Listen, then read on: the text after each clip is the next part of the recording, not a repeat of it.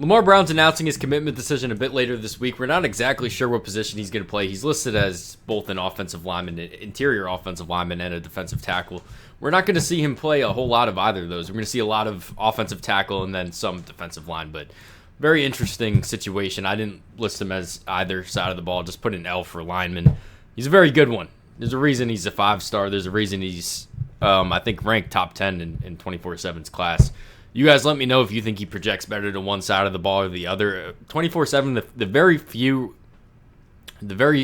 things I read on him is that as a prospect, he's more of an offensive lineman, but 24/7 said that they think he wants to play the defensive side of the ball, so he'll end up doing that. Kind of an interesting dynamic, but we'll watch here and then kind of decide. 6'4", 285, University Lab in Baton Rouge. You guys let me know if you think he fits one side of the ball or the other. I think it's one of those things that it completely depends on what team he goes to and really what they see him as and how they fit his scheme. As an offensive lineman, I think he really would fit any scheme in the world. 6'4", 285, very, very. I really like his frame, very well put together. In my head, I watched this whole tape like he's going to be a defensive tackle. And one of the most important traits, in my opinion, at defensive tackle, especially he's a bit on the, I don't want to say the smaller end because that's not true, but he's not going to be a two-gap specialist. We're not talking pure nose tackle, pure two-gap guy with him. At 6'4", 285, I think we're going to be talking a bit more about the pass rush upside, a bit more of him in a four-man front as a defensive tackle. In my opinion, that's just kind of what I see him as a defensive tackle. So with that, we really got to be sold on the explosiveness, and we don't see a whole lot of snaps of him on defense. The few that you do see him, you can tell how good his first step is, but I'd like to see it a bit more. Here's a great one off the edge here.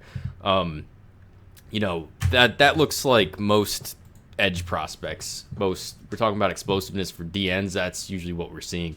I would just like to see it a bit more on the tape. Not that he doesn't show it. There's just like only 4 plays of him at defensive tackle. And when we do watch him at tackle, we're not seeing a whole lot of down blocks, or with his hand in the ground, where you could kind of see the explosiveness. It's a lot of zone and it's a lot of pass setting. So we don't really see the explosiveness on the offensive side of the ball just because of what he's asked to do in offense. But you could see I'm kind of surprised they're not talking about him at all as an offensive tackle. And I guess it's because at 285, they don't really think he's long enough, but I think he's got really long arms. I think 6'4" might be on the shorter end for offensive tackle, to be honest. But as a guard, you see the upside of him pulling. I think we'll get into that a bit later in the tape. Very agile for 6'4", 285. Very athletic, very strong, very good finisher also. You'll see him go out of his way to finish every play, and you won't only see that on offense like he did just right here. You'll see it again on defense when plays pretty much over. His responsibility's been filled, but he's still running across the field. So just a great athlete for his size. And if we're just talking about football players, like big man football players, this is probably the best big man football player in the country in 2026, in my opinion. Just because of how good he is on both sides of the ball. Like usually you'll watch a kid in high school and you'll immediately have an understanding. This kid's definitely a corner. This kid's definitely a tackle. With this one, I think there's a legit argument for either side of the ball. You guys let me know what you think. I'll let the tape run out a little bit and see if I have anything to add. But, I mean, athletic and physical upsides just through the roof. It's just kind of going to be more on the college coach on what side of the ball they think he'll be most successful at. But, for me, for my end, what I am as a YouTube channel, it's kind of hard for me to argue against wanting to play him on either side of the ball. Not really realistic that you'll see him in an expanded role on both sides of the ball. I would have said that like 3 years ago before Travis Hunter came around at receiver and corner, but I think it's just a completely different beast on the offensive line, on the defensive line, because every play you're engaging with someone.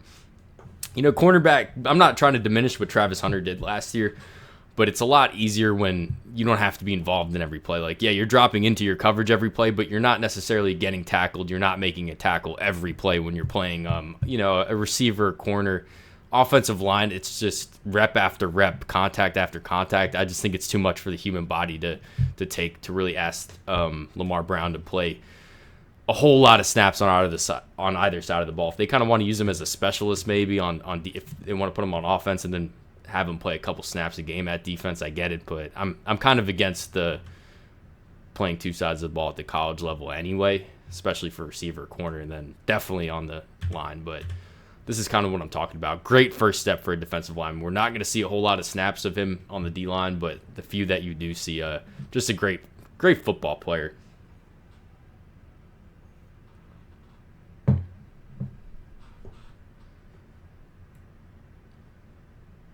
And usually when we're talking about the really explosive defensive lineman, we'd be like, okay, pass rush upside, definitely see that. How is he as a stuff in the run? How is he holding his own against the guards, the tackles, or whatever, the blocking? And he's just so stout against the run. Also, just a very, very good two-way player on defense. I really don't think there's anything. I really can't pick a weakness out in his game, to be honest. You guys will have to do that for me if you see anything. And maybe you could consider there's no clarity in the position. That's kind of a weakness, but even then, I think that's more of just how good he is at both. I don't really see that as a problem.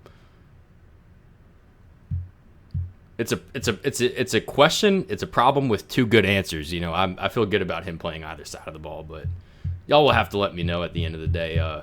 Here to open up the discussion, not necessarily give my verdict.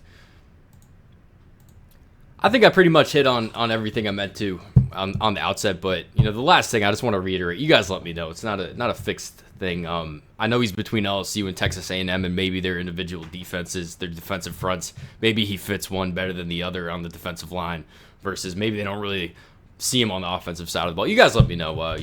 I suppose you guys watch this after he commits, so let me know how he fits the whatever defense or whatever offense he ends up. But thanks for watching, and thanks for watching.